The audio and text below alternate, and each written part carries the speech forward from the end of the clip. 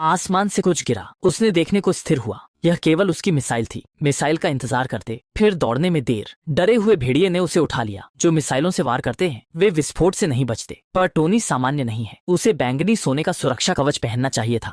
अंडे के टुकड़े अब भी शरीर में थे। खून उसकी उंगलियों से बह निकला था। ये उसके बुरे सपने की शुरुआत थी, जो मैंग लोंगजियान बन गया था। उसे 5 अंगों और 6 महलों की उत्तेजना महसूस हुई। दर्द से बिना दहाड़ के नहीं रहा। किसी ने उसे वश में कर लिया और वह बेहोश हो गया। छर्रे हर जगह हैं। उसकी छाती का विद्युत चुंबक दिल में छर्रे को रोकता है, पर अब वह बैटरी पर जीवित रहेगा। फिर भी उसे पकड़ने वाले युद्ध अपराधी हार नहीं मानते। उसे जेलिच मिसाइल बनाने। यह मिसाइल हवा में उठते ही कई कारतूसों में बंध जाती है और हर एक सटीक निर्देशित होता है। इसकी शक्ति परमाणु हथियारों से भी ज्यादा है। ये टोनी की अब तक की सबसे बड़ी रचना है। लेकिन अगर ये युद्ध अपराधियों के हाथ लग जाए तो दुनिया में टोनी ने माना किया तो उन्होंने उस पानी में डुबोया या ताना देकर उस मजबूर करने। उसका बार इस तरह तोड़ा गया, पर सबसे बुरा शारीरिक नहीं मानसिक नुकसान था।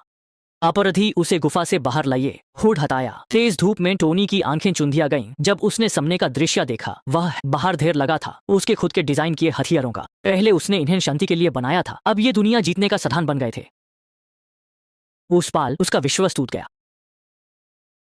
टोनी ने बाहरी तौर पर समझौता किया, पर दिल से जानता था ये सब उसका अपना था, उसका अपना। उन्होंने भूख हड़ताल शुरू की।